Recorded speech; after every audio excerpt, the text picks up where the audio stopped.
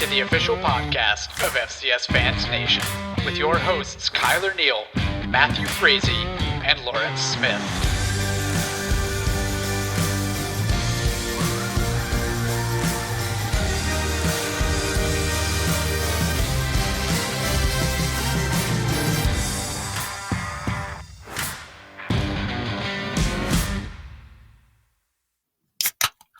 FCS Fans Nation, welcome back to another chaotic week of the spring FCS season. You are listening to the FCS Fans Nation podcast, joined tonight by the unbiased Bison admin Matthew Frazee, Kylor Neal, the main man for Eagles Power Hour, and you know what?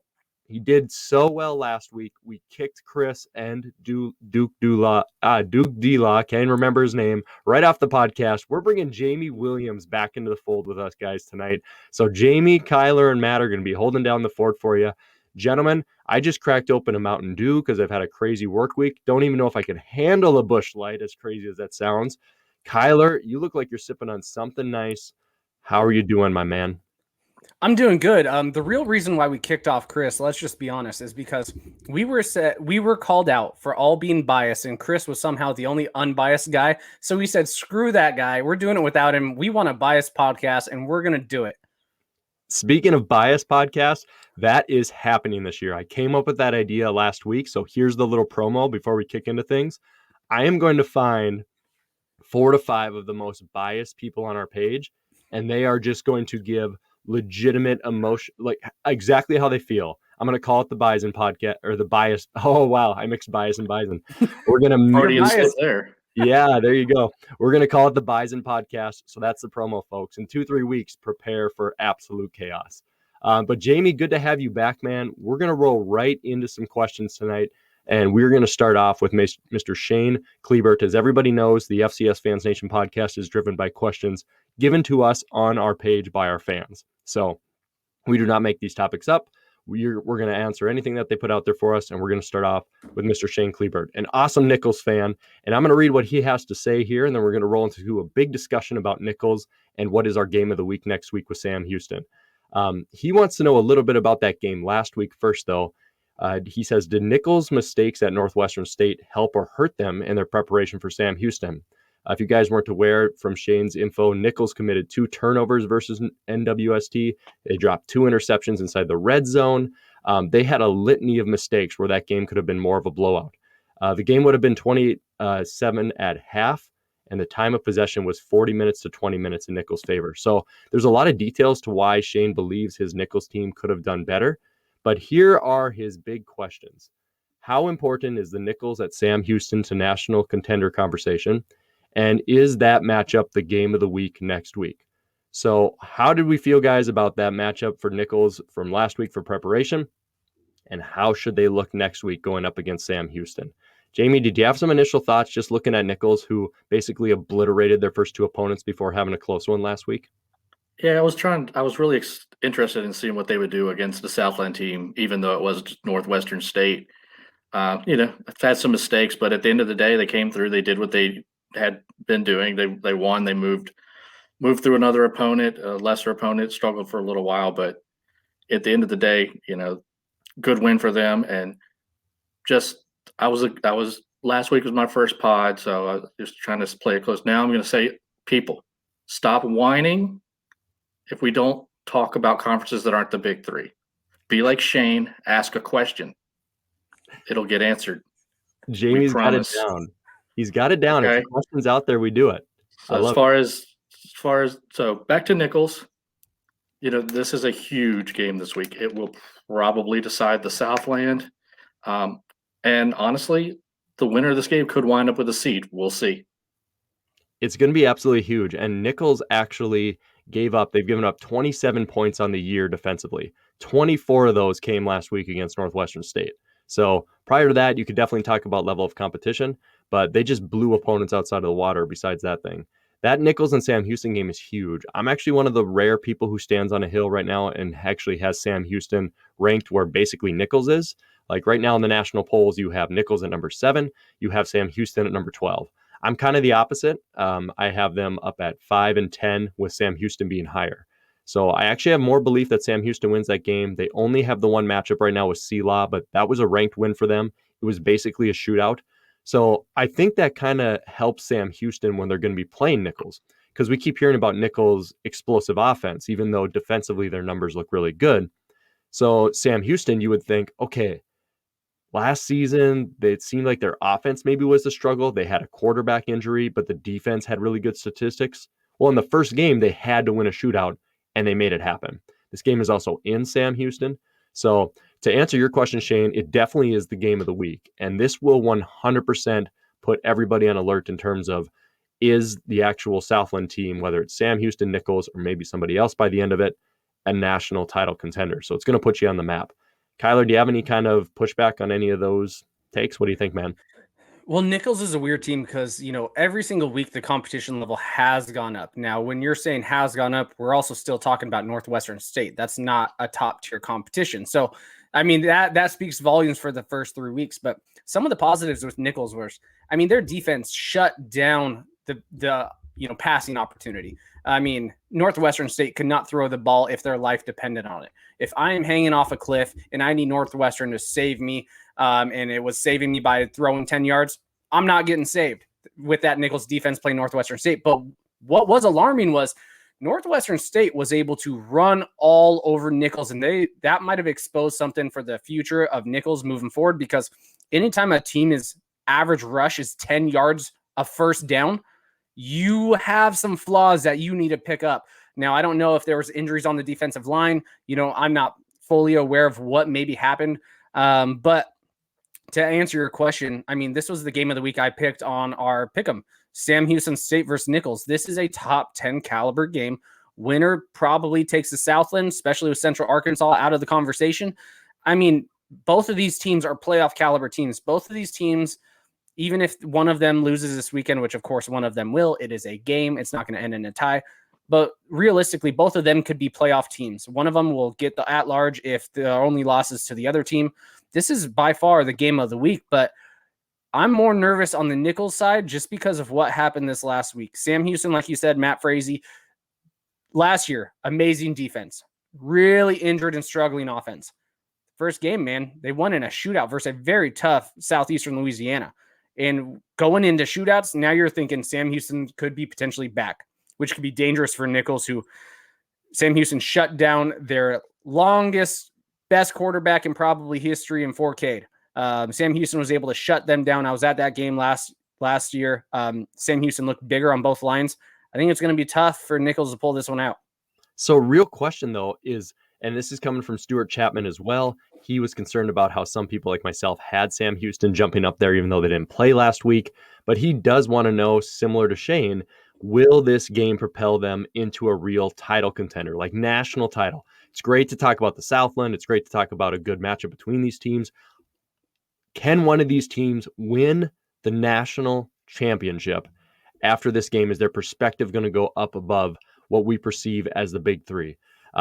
I personally think yes, because of the chaos. Like normally, like it just seems the last couple of years, obviously you have NDSU, you've had James Madison, Eastern Washington 2018, where you're like, it's one or two, would be lucky to see a 3-team get in there. But based off what's happened so far this spring and weak quarterback play and lack of depth, why couldn't a team from a non-Power 3 conference or anywhere else win it? So I think this absolutely makes you a title contender. Is there pushback? Jamie, what do you think on that, man? You're a James Madison fan. Your team's number one up there. You guys are looking good. You had a rough week last week, but would you worry about a Southland team coming to James Madison? I don't really worry about anybody coming to Bridgeport Stadium, to be honest. We've lost one time since 2015 ended. So, and of course, that was a team we struggled with this past week. I tried to erase it from my memory, but no, but of course, it was the same coach that we have now, Kurt Signetti. So he's won every game he's played at Bridgeport there. So do I worry about a team coming in? No, but does that mean that Sam Houston couldn't come in there and run over us? Of course they could. Does Nichols run over us? Of course they could, because they both have excellent quarterback play. And that's going to be something I'm really going to watch this week is the quarterbacks. Just the way the two guys played over the last few weeks. The Nichols quarterback name is just escaping me. Lindsay, what's his last name? Yep, it's Lindsey Scott. Lindsey Scott. Sorry, Nichols fans. Sorry, Lindsey, for missing that. And then Eric Schmid. I didn't know if he was going to be the guy coming into this year, but he looked really good against SLU. So I'm expecting a shootout. And to answer the actual question, why couldn't the winner of this game or even the loser of this game make a run? It's a wild spring, and you know, if you've got a quarterback, you're in better shape than 95% of the nation. Yeah, Shane and Stuart, a good way to put it before we move on to the next topic is right now, if you polled 10 different people, who's the number one team, who's the number two team, you probably get 10 different answers for number one and number two. So since there's no real consensus to where we all have some passion that there's an overwhelming dominant force out there in the FCS this spring, why not Sam Houston or Nichols or anybody else who plays really well throughout the spring season? So, yep, this game will put everybody on high alert for possibly a seed, possibly a national title contention. And speaking of national title, undefeated teams looking great, Mr. Jamie Williams, a good contributor to our page and maybe a member on this podcast right now, rocking an Eastern Washington hat right now too. That's who hooked you up with that hat there, Jamie? Oh, that came from Kelsey. She was a little upset that I wore the Corner Club shirt last week, so had to rectify that for my next appearance. Love it. Kelsey, our mama bear. We love Kelsey, of course, one of the best admins, the best admin, I would argue, that we do have. Guys, moving on. Jamie, you posted this question. I love it. VMI and Chattanooga are both 2-0 teams in the SoCon. Do one of these teams get the conference's auto bid? This is awesome. My personal opinion on it, and then I'll kind of let you guys go because I really dug into this. And what I dug up was, holy crap, this is going to be close. Because there's like not a lot of differential in terms of how they've each beat their opponents so far. But I will say this, VMI beat Furman 14-13. And I know Kylor has no faith in Furman whatsoever, but Chattanooga is at Furman this week. So I think if Chattanooga gets by Furman this week, they have a good chance the rest of the schedule being more favorable than VMI.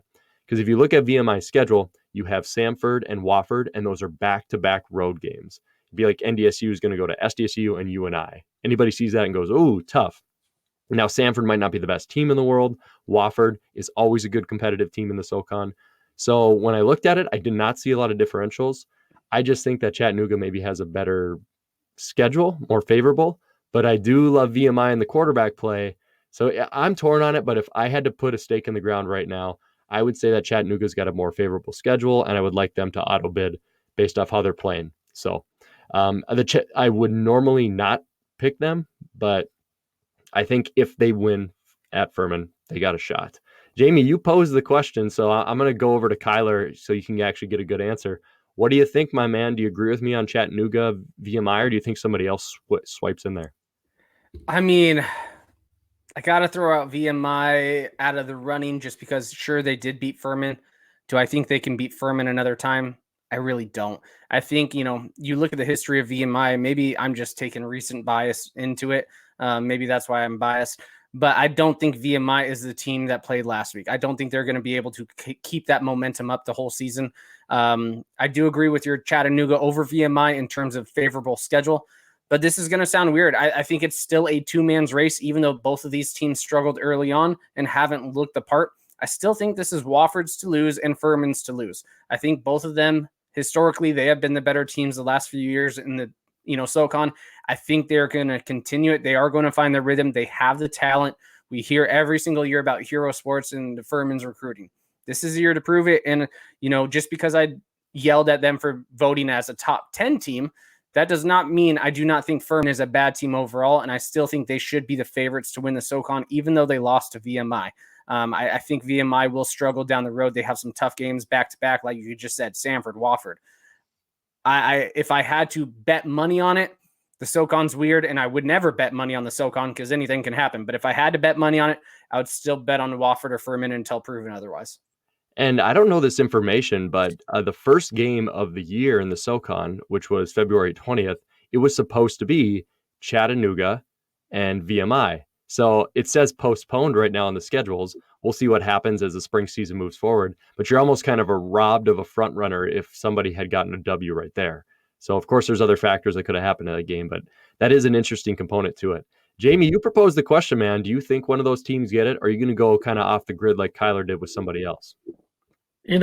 Last week I said hey, look out for VMI to win the SoCon if they have a defense. I mean, I don't feel strongly about that, but they look good so far. They still have Reese Udinsky. Wofford, like Kyle said, Wofford a couple of years ago, we left them for dead, 0-2. They lost to South Carolina State, and all they did was storm back and win the conference again. Don't count them out. Furman, I had them counted out on Saturday. It was 24-7. It was 34-20, and they roared back. Hamp Sisson played great. Got into overtime, scored in overtime.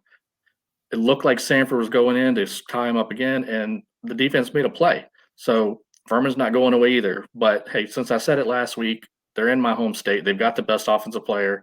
VMI is going to find a way. They'll find a way. I hope that game against Chattanooga gets rescheduled. I don't know if there's room in the schedule with the bye weeks and off weeks to reschedule it. I'd love to see those teams match up.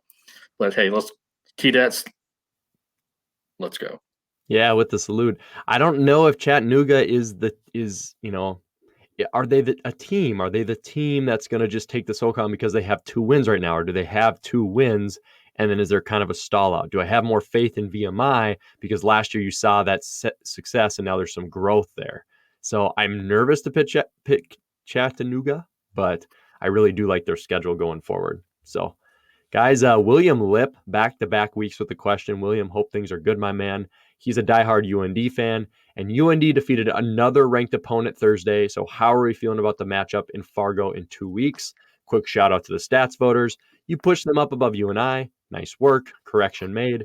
UND number 3 in the country, guys, and he's looking past Western Illinois as he should, and he's looking for that matchup in Fargo in 2 weeks, March 20th. We could possibly be looking at, if NDSU or UND don't trip up this weekend, a rivalry with 112 meetings, 76 miles of separation, played for a nickel back in the day.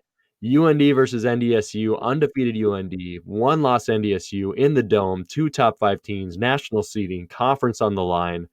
That is going to be absolute intensity. And as one UND fan has so confidently put it, it'll be just like the 90s, a half-filled Fargo Dome and a 20-point UND lead. I have to give a shout-out to that really, really awesome burn. To answer your question, William, I don't know how to feel, man. If NDSU had seen some drastic improvement in quarterback play, I would honestly just say I think NDSU is going to take it because UND has not been good on the road. They've been really good at home the last 2 years. They've struggled on road games. I know they look really good, but NDSU is still who they are. That defense is still great. The lines are still awesome. But I think if you have the right coaching plan, which Bubba could, you could totally take advantage of Zeb's weaknesses and come out with a W. So I'll ask you guys, since you're kind of more removed from it, how are you feeling about that UND-NDSU matchup in 2 weeks as long as nothing goes awry this weekend? What do you think, Jamie? I'd like to see UND on the road. I know Kylor's waiting for him to crap the bed. It does seem like a game. There's always that little brother complex that there's that team that you just can't get past. And I know the 90s are the 90s. That's, Zubaz pants and neon or whatnot. But this is 2021. I don't know if UND can get by them. It's just sometimes there's that mental block. And I'll give you a hockey analogy, the one that burns my heart. I'm a Capitals fan. No matter how good our team was when we played the Pittsburgh Penguins in the playoffs, year after year, we were the favorite and they still beat us. And we got them back in 2018 and finally won a cup. However, there was that mental block. And that's something that UND's got to get over. I don't know if they're going to get over it here in 2 weeks. I feel like either Kobe Johnson or Jalen Bussey's going to break a long one and just break their spirit in a close game. And the Bison will wind up winning in a close one. Who has the stress in that game? To expand on William's question, who has the stress there? Is it NDSU because they have been the dominating team not only in the state but on the national level, and this could eliminate from the playoffs? This would be a big embarrassment. This could be turnover in recruiting. The rival has finally taken you down. Or is it UND who goes in there undefeated, and this is their chance to prove it? Like you want to finally take your step. I'm not doubt. I've defended you, UND and William, on the last podcast. I've said that you deserve. I put you at number 1 the last 2 weeks in my voting in the FCS Fans Nation poll. I believe you deserve number one spot. You beat 3 ranked opponents, total respect. But I think the pressure's on UND. I think all the pressure when they walk into that dome isn't about we have nothing to lose. Either they're going to have a JMU mentality of lock the damn gates, or they're going to be like, all right, if we don't win this game, then what happens? I think that pressure's on UND. Kylor, man, from the big sky perspective out there, what do you think? What do you think about this matchup? Well, the big fluffy perspective is just showing how fluffy the Big Sky was. No, I mean, here's the deal about this game. UND right now has 100% looked like the best team in the FCS. They just have. North Dakota State has not even looked remotely like a top 15 caliber team, in my opinion. They look not great. We even saw that when they actually had all the talent returning with, Central Arkansas. They did not look great. There's some huge flaws. But like Jamie said, I am waiting for North Dakota to fall off this plateau. I do think you're correct, Matt. They do have more stress because guess what? For the first time in their program history at the FCS level, they're receiving first place votes. They are receiving first place votes. They are on a high horse. They've only had 3 home games. They have not played on the road. Like Matt, you have said, they have been a different team on the road. And you can see that when all of the Big Sky schedules. Now, I do think the Big Sky on the road is a different beast compared to, what they're going to be seeing in the Valley with a lot of domes, no elevation changes, pretty much same weather across the board. I do think the prep work, now they can focus on just the teams at hand, and that's what's going to make them a better team. But North Dakota, I haven't looked at the spreads. Is there spreads out yet? I would still assume North Dakota State is the favorite, which is crazy because North Dakota is probably realistically on paper and the eye test the number one team in the nation right now. But I am thinking they're going to fall off their high horse. And I do think it's going to be once they play North Dakota State. It's going to be absolutely intense. William, we are going to get probably a ton of questions on this next week. But to let you know right now, I think right now everyone's feeling a little unsure, which is going to be phenomenal for a rivalry game, honestly. Guys, he's going to be a guest. Yeah, go one quick thing. Can we all 3 of us congratulate one of the newest FCS teams on their first Division I win in program history, the Long Island Sharks? They beat Bryant. Right. They went 0-10 last year, looked pathetic versus everyone. Bryant had some wins last year, and Long Island, they beat Bryant. So let's give a team their first official FCS win in program history. That's all I want to say. Now we can keep going, but I wanted to give them a shout out because that was awesome. Go Sharks. Yeah, definitely. There you go. Well done, LIU. Well done. More to come. All right, guys, moving into who will be a guest on our show next week from Cocky Nation, Mr. Brandon Owens. He wants to know, what will it take for Jacksonville State to be considered a top 5 team? Matthew Olson and Brandon Olson also want to know about JSU's depth advantage from playing in the fall and maybe some garbage time play right now. So do they have an advantage in terms of their depth and the guys who have been getting some experience? And what do you think about Jacksonville State being a top 5 team?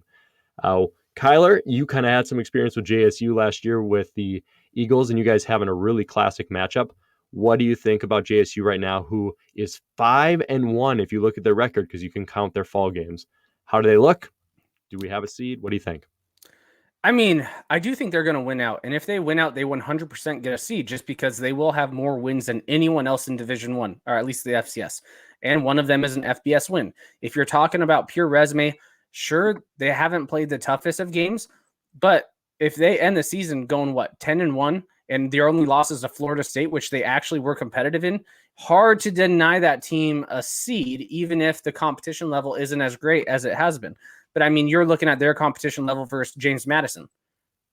Jacksonville State's has better competition level than James Madison. If you're looking at Weber State's competition level, I mean, we'll see what UC Davis looks like, but 6 wins, Weber State versus 10 wins JSU.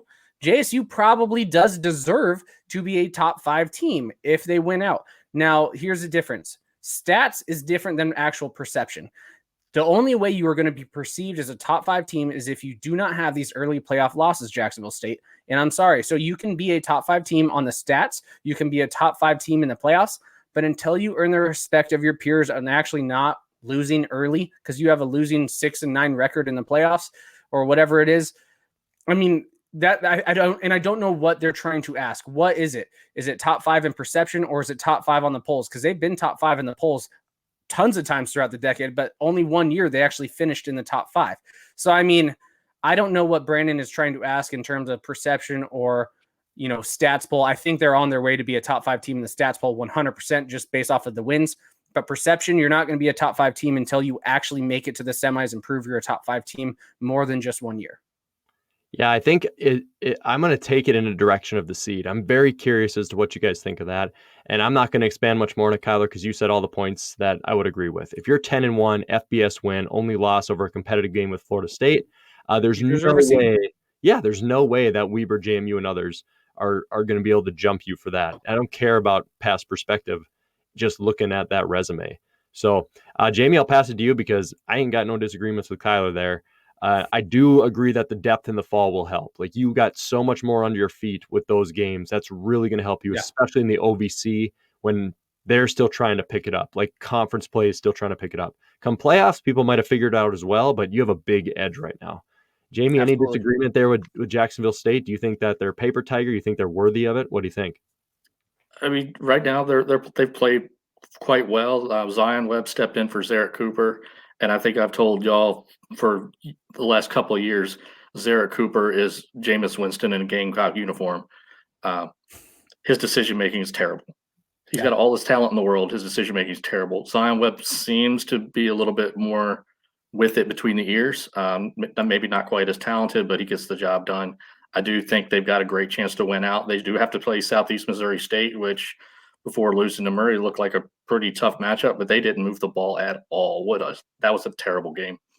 I don't think anybody hit 300 yards. That was terrible. Austin Peay, they look like junk. Murray State, the last week of the year, that might be their toughest game. I think they get a seed. But then is Jacksonville State going to Jacksonville State?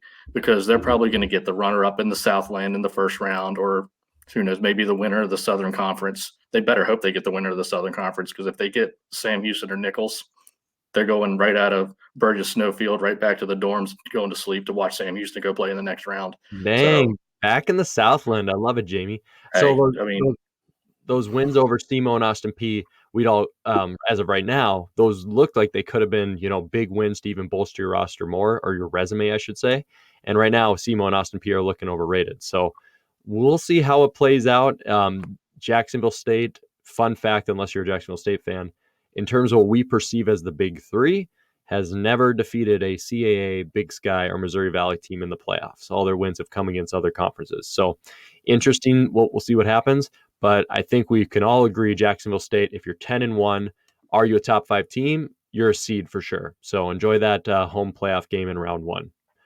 Guys, I love this one from Mr. Steve Anderson. Did South Dakota State's dominant performance put them in the conversation as a title contender, as a complete team on both sides of the ball? Special teams still need some work.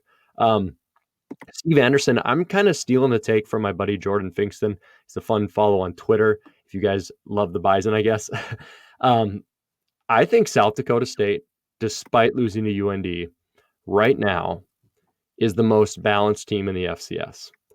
I think that their lines, offensively and defensively, are big, stout, fast, athletic. I think the skill players are coming together. Pierre Strong Jr. is an absolute beast. You have a long, tenured head coach.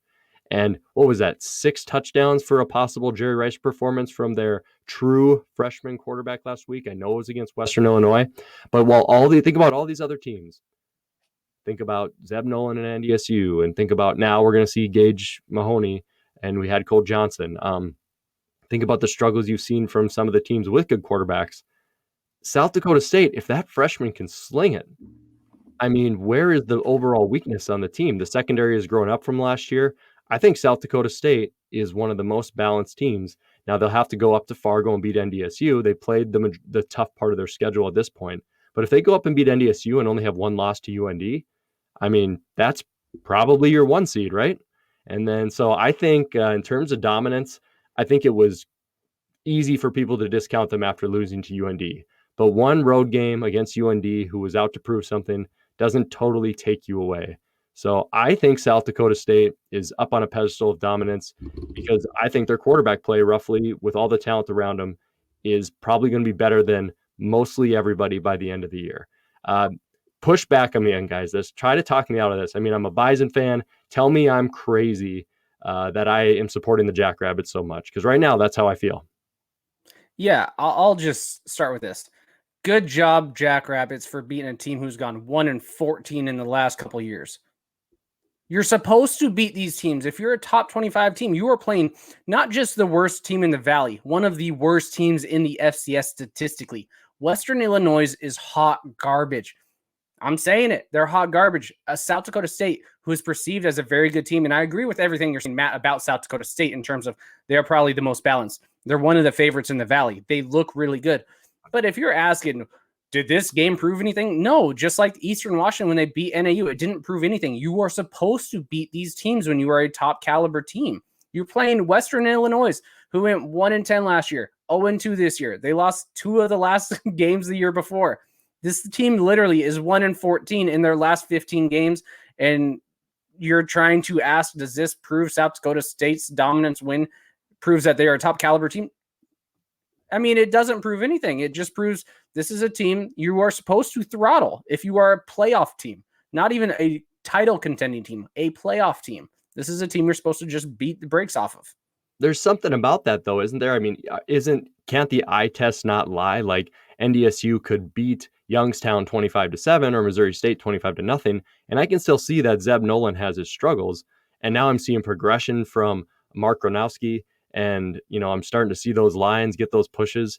Isn't there something about that more than just the fact that you beat a team that is terrible? Jamie, am I off on this, or do you agree with Kylor that South Dakota State maybe is not where they're not as title dominant, but they're definitely just a playoff team? Split the tie here, man. And I'm going to go right dead ass in the middle of both of you, because I don't think they're the number one team, the best team. And I don't think they're, soft by any means. I think Gronowski probably put himself in the discussion for the Jerry Rice Award. I'm not going to take anything away from the incarnate word quarterback who's had 2 300-yard games. I mean, the teams they've beaten are probably better than Western Illinois. For sure. Northern Iowa scored 17 on them. They did what they were supposed to do. They lost by 11 to North Dakota. They've got Youngstown State this week, who we know can't move the ball for anything. I think the 3 of us and 8 of our best friends could form a defense and shut out Youngstown State. And their Chili Willy Penguin mascot, gosh, their fans were horrible in Frisco, by the way. So I think that South Dakota State's a top 5 team. So maybe I'm seeing something that the voters aren't, because they've got them at 8 and Northern Iowa at 4. So I don't think I'm the crazy one, but that's what the polls say. I think they're a top 5 team. I don't know that they're a title favorite, but prove me wrong, boys. No, so I totally agree with what both of you are saying about South Dakota in general. It's just, did this game prove anything different than we haven't seen before? Because Jamie just mentioned this, Youngstown State. You form 10 guys on the FCS Fans Nation page. You have a chance to shut out Youngstown State. Now, of course, we're just joking about that. But do you not remember what Youngstown State, who had a horrible off? Okay, well, I am a little bit. But do you not remember Youngstown State had a horrible offense last year? Can you attest to that, Matt? Yeah, it was brutal. Do you remember? Yeah, do you remember their Western Illinois game? They won 59-14, and now you're trying to tell me this South Dakota State game is impressive by any means? No, this is just what you're supposed to do to Western Illinois. Yeah, and I must say, as a former Marine, that does not represent the Marine Corps, even though their nickname is Leathernecks. We're typically much more competitive on our battlefield than they are on the football field. So, 100%. Yeah. I think we're going to, especially if SDSU beats NDSU, man, I think that team is up and coming. I think for the spring, we could just, because of a narrative of them just not getting past the JMU NDSU, I think they've got an opening here, and I think they look really good. The quarterback thing is, I'm a sucker for quarterbacks. I'm a sucker for quarterback play. It's a huge driving force. Sam Herder and others have said they've said it best. At the FCS level, we see all these talented rosters, and it just seems like they're missing that quarterback special recipe, right? And I think maybe SDSU's found it with Gronowski. Yeah. Wow. I think we're all agreeing on the same thing, actually, that South Dakota State is legit. They are a team that can win a title. The only thing I was disagreeing with is this performance did this prove South Dakota State's anything better than what we already perceived? Gotcha. I'm going to say no just because it's Western Illinois, and every team's doing this to Western Illinois, the bad teams. That's true. Yeah, beating Western, not so impressive. Hopefully those guys get it turned around. Guys, let's move into our final three big kind of long-term questions. Then we got a lot of quick hitters we're going to get to tonight. Joshua Hoffman and Patrick Frex had some NDSU playoff questions. Kind of wrap that up with this. How much does NDSU's win over Central Arkansas in the fall help their resume for the spring if they don't get the auto bid in the Valley? I don't really know the true answer if I was a committee member, but I would say it definitely helps because under every current rule, whatever you played with in the fall will help you for the spring. No different than Jacksonville State, who will be a 10-1 team. We are in crazy times. So is it fair that NDSU got one game in at the time it was a ranked win? Probably not. Probably not fair, but it's also not fair that some teams get to play 6-0 undefeated schedules with cupcakes or 8-0s. It's just not a fair season if you're talking about resumes and stuff like that. So 100%, if they do not get the auto bid, that may be the thing that gets them in over others. People will scream that it's because it's NDSU, some sort of conspiracy, yada, yada. But it's entirely possible that one game puts NDSU last team in over somebody else. So any disagreement with that, guys, or did I just lay down straight facts? What do you think? Well, just think about, is the extra win NDSU beating Central Arkansas, or is it somebody beating Western Illinois? Let's say it's Central Arkansas. So I think it would help. It's going to help NDSU if they take another loss, and they're a 2-loss team, and they've kind of struggled a little bit. Looking at that Central Arkansas win is a check mark on the positive side of their resume. So it'll help. It certainly won't hurt. Because you're gonna have a win if in a 2-loss scenario there. Let's say they beat South Dakota State, but they beat South Dakota State and UND and lost to UNI. But then so now you're gonna have a team who beat UND, SDSU, Central Arkansas, and even with 2 losses on the schedule, one to SIU, who could be a playoff team, you're probably still going to include them over somebody who's a 1-loss 6 or 5-1 team on an easy schedule. So I think that kind of covers that one, guys. It definitely should help NDSU out going forward. So, Jamie, I'm going to ask you, this is for you, man. Bruce Edmiston, one of our best fans, big Jacksonville State fan guy. He wants to know which top 10 team is the most overrated, James Madison or Villanova. I saw a lot of conversation with that. People weren't impressed with James Madison's win. They weren't impressed with Nova's win. If you had to pick one of those two right now, which one is more overrated? I'll tell you right now, I personally think that it would be Villanova, because you're talking about an early exit playoff team last year, did not look overall impressive against Stony Brook. So I'm going to say Villanova just automatically getting that top tier love over James Madison, who's been there and brings back a good defense. I think it's Nova. Do you agree, disagree? Kind of tough as a Dukes fan, but you're wearing Eagles gear tonight, man. So let me know. Well, I think the answer is actually Northern Iowa if you look at the polls. But since that's what Bruce asked, let's look at each team. Villanova, they're pumped up, and the reason I've pumped them up is because of who they returned at quarterback, who they returned at running back. They return a lot of weapons. They returned a lot of talent. That's a top 5 team. They're at 6, so maybe they're a little underrated. So to answer the question, I've got JMU at 3. We're 1 in the poll. So the answer to the question is James Madison. But what I will say, in defense of my team, who played like garbage for 3 quarters last week on offense, let me note that, on offense. The second that we made the quarterback switch from Cole Johnson to Gage Maloney, the switch flipped. This team on defense has not allowed a point in the second half. I know it's against bad competition. This team in the second half has allowed 102 yards in the second half total, in 3 games. The defense is there. If Gage Maloney is what I think he is, if Gage Maloney is what Lawrence Smith thinks he is, we'll be fine. Unfortunately, we won't get to find out this week because our game's been postponed, but I am looking forward to the switch. I do not like how the last couple of weeks have gone.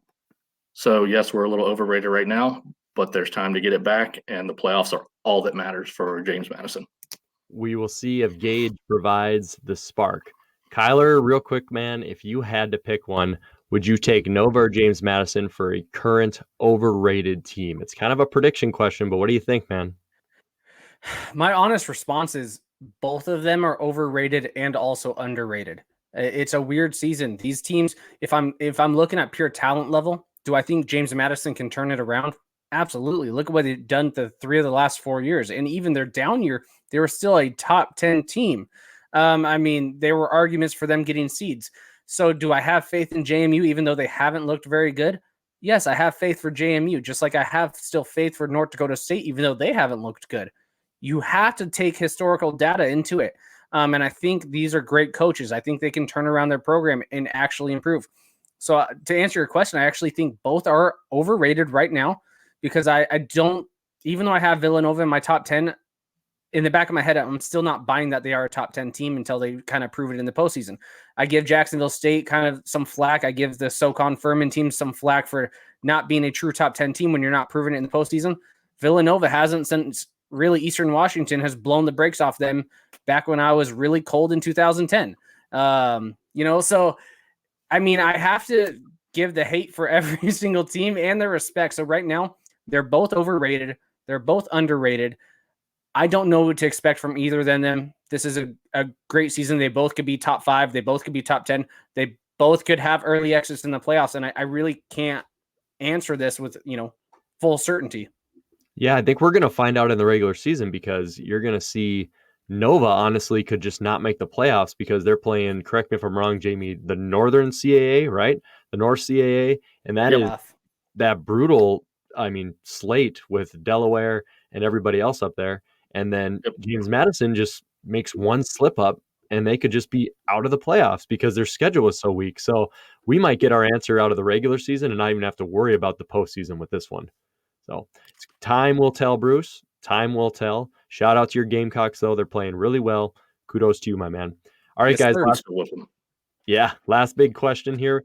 Nick Massaroni wants to know, as a KSU fan, he's watching all of these big teams play actual opponents early on and struggle, which concerns him. He's talking about Kennesaw, them playing actual opponents that aren't super strong and they're struggling early on. He wants to know, what do they need to do against Chuck South, as he calls them this weekend, to feel comfortable going forward in the spring? And the real question he's getting to is there a realistic path for Kennesaw State to receive a seed when it comes to the FCS spring playoffs? So can Kennesaw, who has run the table before, had one loss, and not gotten a seed, are they going to be in that same boat, or do they actually have a clear path? I think everyone on here feels like Jacksonville State, if they run the table, which we predict they will, that's a seed at 10-1. We feel like the winner of the Valley is a seed. And there you go. Would you take James Madison on their schedule over Kennesaw? Would you take Weber on their schedule over Kennesaw? So that's where it comes. Is there a path here, Kylor? Is there a path for Kennesaw? No. Here's the deal. You are only going to have 5 Division I games, and you struggled for shorter. Like, the scoreboard does not indicate what actually we saw in the field. They did win 35-3, but shorter is not some type of powerhouse program. Kennesaw State, they've been a quarterfinal type of team the last few years. They should have blown the brakes off this team 60-3. It is what it is. But realistically, they have 5 teams, and one of them is a D2 transitioning team to Division I Dixie State. If you run the table, you are 6-0 with only 5 Division I wins. You're not getting a seed. I'm talking about a Big Sky team being 5-1 and potentially missing the playoffs. And you're talking about going 5-1 versus Division I and somehow getting a seed when even the competition level isn't there. I mean, Robert Morris, we're making fun of JMU for playing Robert Morris, and a couple JMU fans are saying Robert Morris is a top 25 caliber team. No, they're not. That's one of your toughest games, Kennesaw. They do have Monmouth. We'll see what Monmouth looks like. Charleston Southern, we don't know what they're going to look like, but they haven't been remotely competitive the last few years. And then you're going to play Gardner-Webb. I mean, who's 2-0 right now? Who would have thought Gardner-Webb's 2-0? But realistically, Kennesaw, you have no hope to get a seed. Just be happy you're in the Big South. Be happy you'll be in the playoffs at 5-0 versus the FCS. Yeah, Kennesaw is going to, if they don't get the seed, they'll pull a classic Kennesaw. They won't be a seed. Everyone will say, you never deserved it in the first place, and then they'll win their first round playoff game. Absolutely. They'll probably be in the quarters. They are a talented team. They have talent. But, I mean, just based off of resume, you can't give them the benefit of the doubt. That's true. Resume and the simple system that they use, that's going to show us what teams deserve a seed and which one don't. Are you guys ready for some quick hit questions here? We have a long list, and we also have some really good ones. We'll start right off. This is for everybody. Would love your quick thoughts on Chinese food from Mr. Joshua Hoffman. Joshua, I am a terrible foodie. I would rather eat Taco Bell than go sit down at a Mexican restaurant. And I'd rather eat Giant Panda than go to an actual Chinese restaurant. I love fast food. I'm that guy. I'm skinny fat, which means I look skinny, but my interior is completely falling apart. So I love Chinese food if it's from something I can just do a drive-through for. Jamie, what do you think about Chinese food, man? Well, Chinese food's okay. My wife has a favorite Chinese restaurant up where she's from up in Northern Virginia. It's very good. Don't get me wrong, it's really good. But for me, I prefer Thai or Indian over Chinese food with the curry, the spice. That's my preference. Chinese food is middle of the pack for me. It's good, not great. Not one of the things I generally choose. Good But call. it's good. Good call with the Thai food, man. That's a good call. Kylor, are you a Chinese food man? Yeah, Jamie, take that damn hat off. So if you guys are not aware, Washington, where I grew up, it has a giant Asian culture aspect to Western Washington.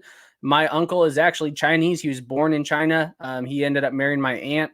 He used to take us to Chinatown and order in Chinese. We never knew what we were getting, but it was like the best food ever. So Chinese food, I mean, there's a special love in my heart because, I do have Chinese familia, in my actual family.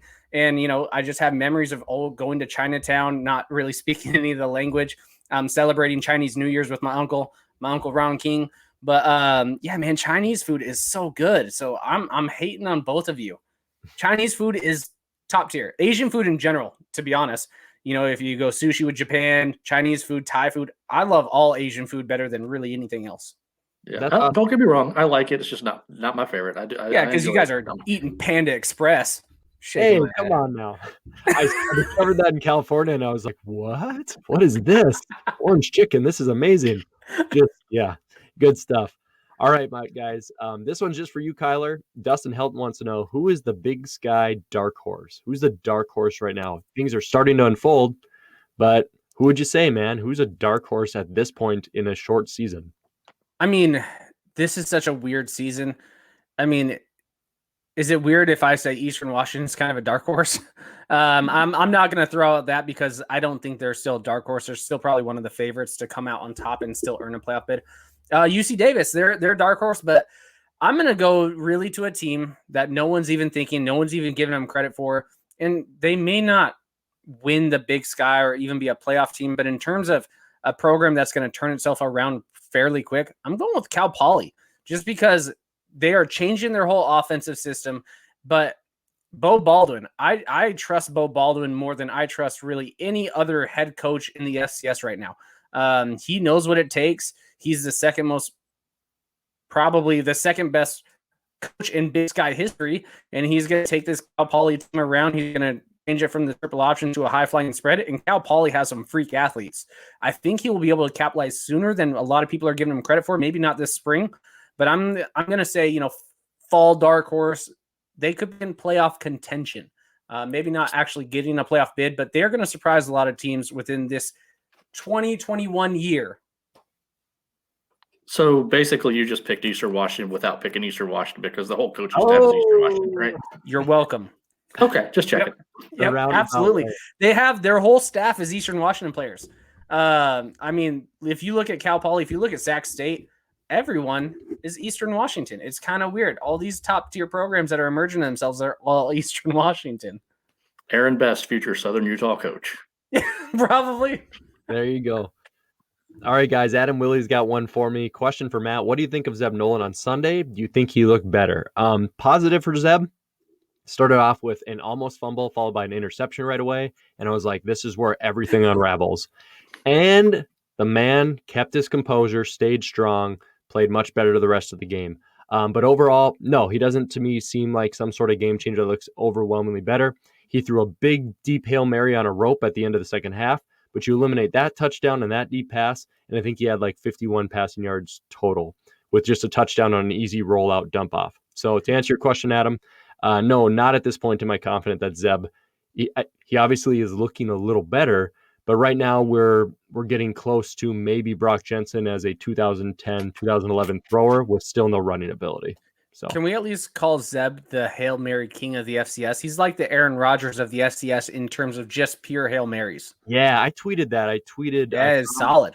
a Tom Brady gif, and I was like, this is Zeb Nolan at the end of any first half. So kudos to him there, man. Guys, for some teams, is this spring just a practice for the fall, such as my team, Illinois State? That's coming from Mr. Adam Peterson. What do you think, Jamie? Do you think some squads are literally not trying? I mean, everybody tries, but do you think they're just prepping for like the fall? I think a lot of teams are, but they're also trying to win. I think my team is still prepping for the fall, despite I think we're trying to win. Don't get me wrong. We're trying to go to Frisco, but I think we're also prepping for the fall. Against Morehead State, I know that was a blowout. We played 70 guys. We don't usually play that many guys in a game. We played with 3 quarterbacks saw the field. I think one of them came in and handed off. But I think a lot of teams are going to see what kind of depth they have. It's a lot of football in a short amount of time, what these guys are used to. So I think a lot of teams are kind of looking at the fall while trying to win in the spring and just seeing what kind of depth they have, getting some reps because it's free. Everybody comes back with whatever class they are now. It's free. So get some freshmen to get some reps. Get some sophomores that played a couple. Get them in the game. I think a lot of that is happening. Once we get down to the crunch time, I think you're going to see the best players play. But as you go through the regular season, especially teams with softer schedules, or even if you're playing one of the softer teams in your conference, or you're playing a Southern Utah, Western Illinois, or Rhode Island, just to go through the big 3, you're probably going to empty your bench as best you can. Absolutely. Get some practice reps actually during game time, which is pretty cool. If you guys have a big passion about this question, raise your hand and I can let you answer. But I thought of 2 good ones. Who, in your opinion, is ranked a little too high and a little too low in the national polls? Name one team for each. I've said this from the beginning. I have no idea why Illinois State was ranked as high as they were or ranked at all. I saw the turnover coming. I'm going to hammer this home. They're now 0-2. They look terrible, just like I predicted they would. And they're number 22 in the nation. I do not understand how Illinois State's holding on. They're going to lose to NDSU this week. They'll probably be number 25 at 0-3. I don't get it. And who I would swap them with, 2-0 VMI. They received the most votes from the stats voters. They were like the first ones out. But VMI should be 22 and Illinois State should be out of the top 25. I don't get that switch around. So yeah, that's going to be my passionate argument for that question, Scott. Great question. Guys, Cody Werlinger wants to know, are the struggles of James Madison, SDSU, UNI, NDSU, because the top talent they lost to the NFL, grad transfers, opt-outs, just guys who didn't come back, and our teams like UND, Weber State, Sam Houston going to flourish because they didn't lose enough of their top talent, and maybe they actually just built more this spring. I'll just bounce this one to you, Jamie. What do you think? Do you think those struggles are because of talent losses at the top that it's equaled it out? Or do you think this spring is just kind of a weird season? I mean, I do think it's a weird season. It's a different routine than football players have had their entire life. Usually spring, you're coming in for just a camp, crack the pads a little bit, have a spring game. It's what they've done their whole life. They play hard ball hard in the fall. You get practices in the spring. There's a lot of losses, but they would have been the same losses we'd have seen in the fall for most of those teams. I know there were a lot of transfers because of the cancellation of the season or the suspension of the season.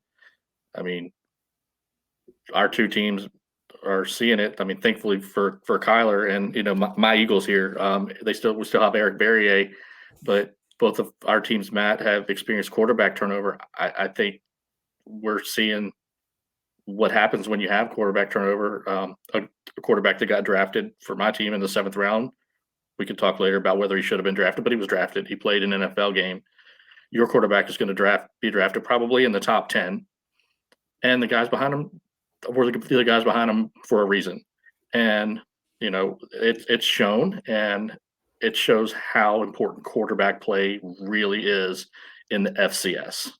And I think Weber has their quarterback maybe figured out, so they're going to have a shot. UND has their 2 quarterbacks that kind of rotate in there. UNI, their offense is just bad and will continue to not be great, so it's not really that they were struggling as much as we maybe thought they already could.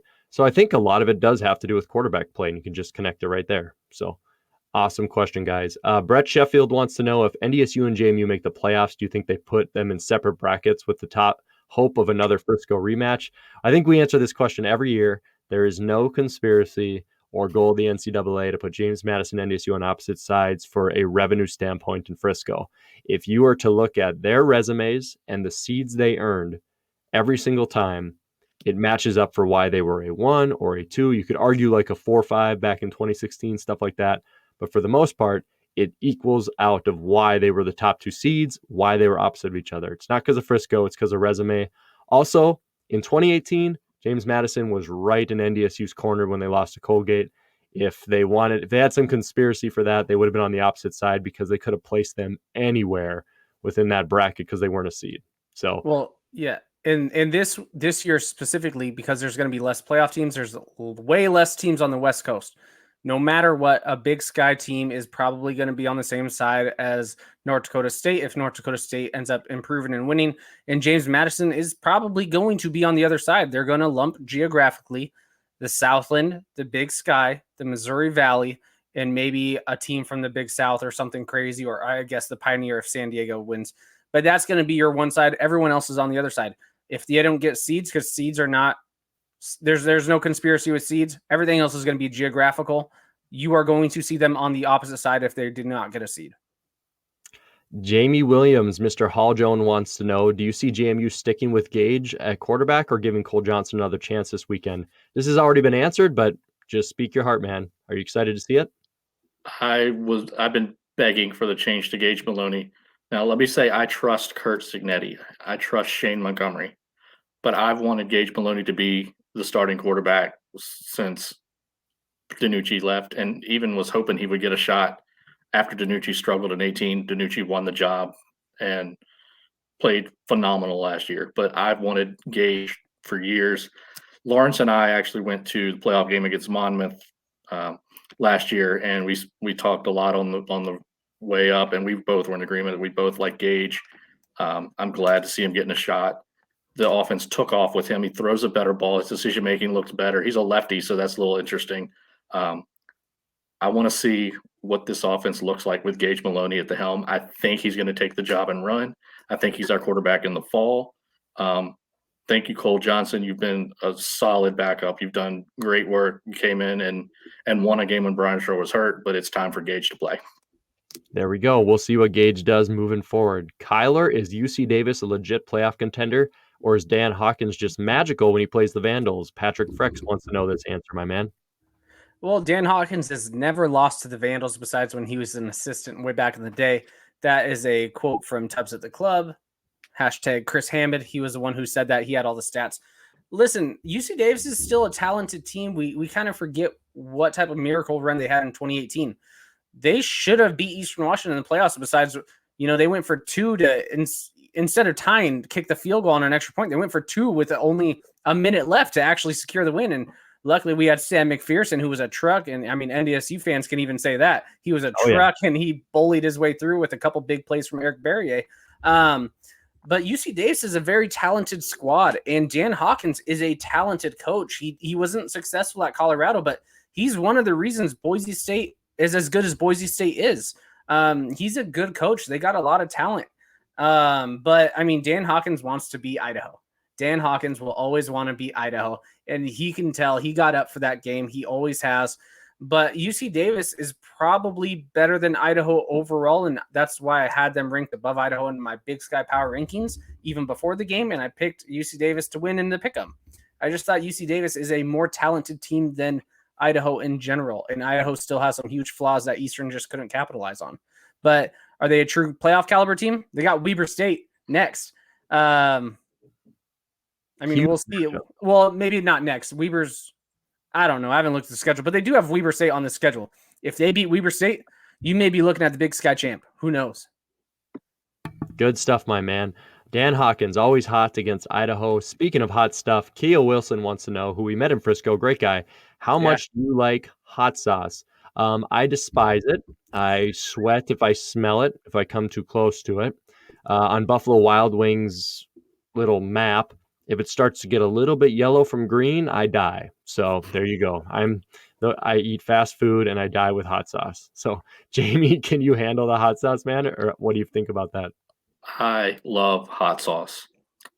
When I get Thai food, there's all these levels. The hottest level is extra Thai spicy. I get the extra Thai spicy. Buffalo Wild Wings. If I'm getting traditional, I get hot. If I get boneless, I'm getting the blazing. Now, I'll tell you a little story. Back at JMU, we got a Buffalo Wild Wings my sophomore year. Yeah. And they had a contest that whoever could eat 12 blazing wings the fastest would win a voucher for a textbook. Well, I happened to win that textbook because I didn't take a sip of water when I was eating the blazing wings, just tearing through them. The heat didn't bother me. I love hot sauce. Hot sauce, 10 out of 10, would try again. Jamie can grow a beard. He's a real man. He can handle hot sauce. I am just the opposite of everything there. I respect you so much, Jamie. Kylor, I'm guessing you are also strong enough to handle some hot sauce. Oh, absolutely. But I mean, my favorite flavor on anything is like sweet and spicy. That's the mixture I like. So like Asian zing on Buffalo Wild Wings, that's my love.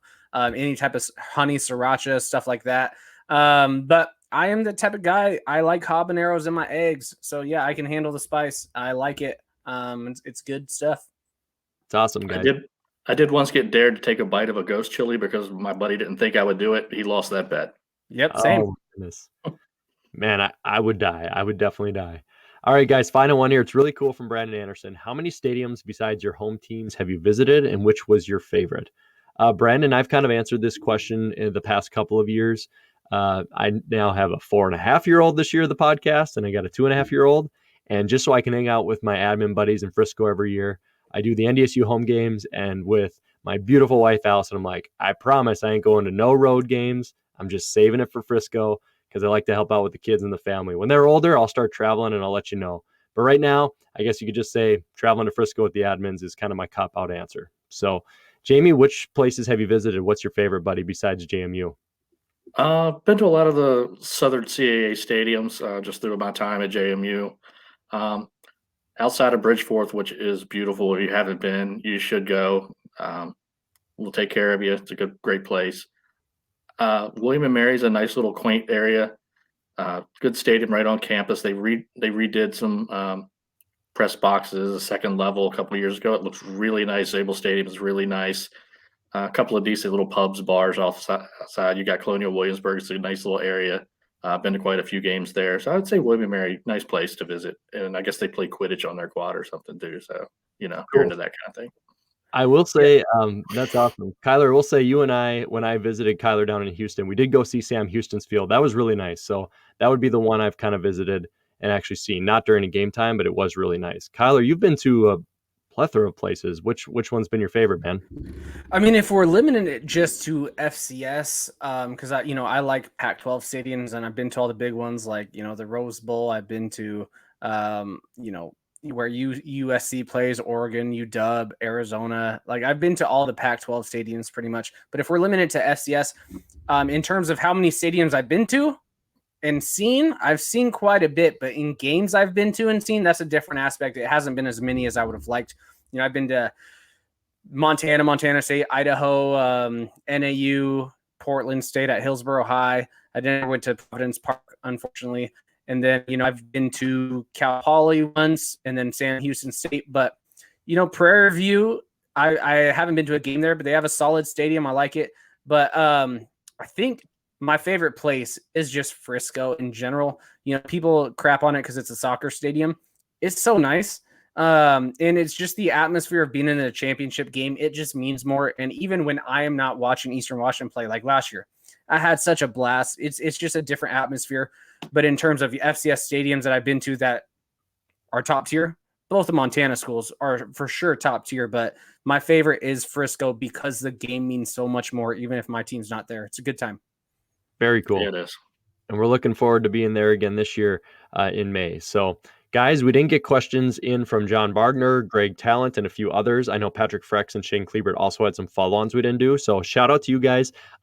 You'll notice last week I said some names we didn't get to, and we definitely got their questions. We'll do the same for you if you hit us up next week. So last part of the podcast, guys, game of the week. Of course, we've already mentioned it. Number 7 Nichols at number 12 Sam Houston. I'm going to make it very simple. I've stood on the hill maybe with a few others, that I believe Sam Houston is a better team and is going to win that conference this year. So I'm going to stick with that. I like them at home. So I will take Sam Houston in overtime to win 34-27. 34-27. I guess they probably want to kick the extra point. So 33-27. Give me Sam Houston over Nichols in what is not as much of a shootout as people expect. Kylor, do you have a prediction for our game of the week? Yeah, I mean, I think ESPN is smoking a lot of crack recently. The over-under for this game is only 60. I mean, that I don't see it. You've seen Nichols' offense play the last few weeks. You've seen Sam Houston in a shootout with, Southeastern Louisiana. I imagine it's going to look very similar to that Southeastern Louisiana game. Now, maybe I'm wrong, and it is like a 20 to 20 point game or something crazy. I am leaning towards Sam Houston. They are just a 2.5 favorite on ESPN, and I think that's probably accurate. I think a field goal could win this game. But I'm going to say it's going to be 42-35. I think Sam Houston pulls it out, and maybe Nichols is they have the ball in the last drive trying to score, and then they throw a pick. It's going to be a classic then if we're right, guys. Jamie, give some hope to Shane or the others, or are you going to crush their hopes as well and go with Sam Houston? What do you think? Well, let's play the bait team here. You guys took Sam Houston. They got home field. They don't lose at Bauer Stadium often. They got Eric Schmidt back at quarterback playing well. Nichols' offense is not going to be stopped. This is going to be a great shootout game. Look for Lindsey Scott, dual threat. Julian Gums going to run all over. We're going to go Nichols 44. We're going to go Sam Houston 40. And we're all going to enjoy it because if you like good quarterback play and you like offense and you want to see the scoreboard operator get arthritis, this is a game for you. Nichols wins and cements himself into the top 5 in the FCS. Awesome. We will see who comes out on top. It's definitely going to be a fun one to watch. Ladies and gentlemen, thank you so much for joining us. Kylor, thanks for hopping on as always. And Jamie Williams, 2 weeks in a row, my man. We hope to have you more often for sure. Guys, once again, we are the FCS Fans Nation podcast. Make sure you hit that like and subscribe button. Give us 5 stars or 1 star. We don't care.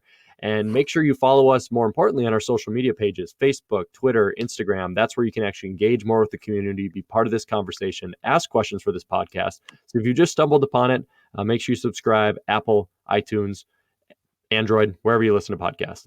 So guys, we really appreciate you having tonight. We're looking forward to another exciting week of FCS football. For now, I am going to finish my Mountain Dew. I might go get some Giant Panda, and then I will see you guys next week. Ladies and gentlemen, have a good evening, have a good morning, good afternoon. Thanks for listening. FCS Fan Nation, you've been great. See you next time. Boom.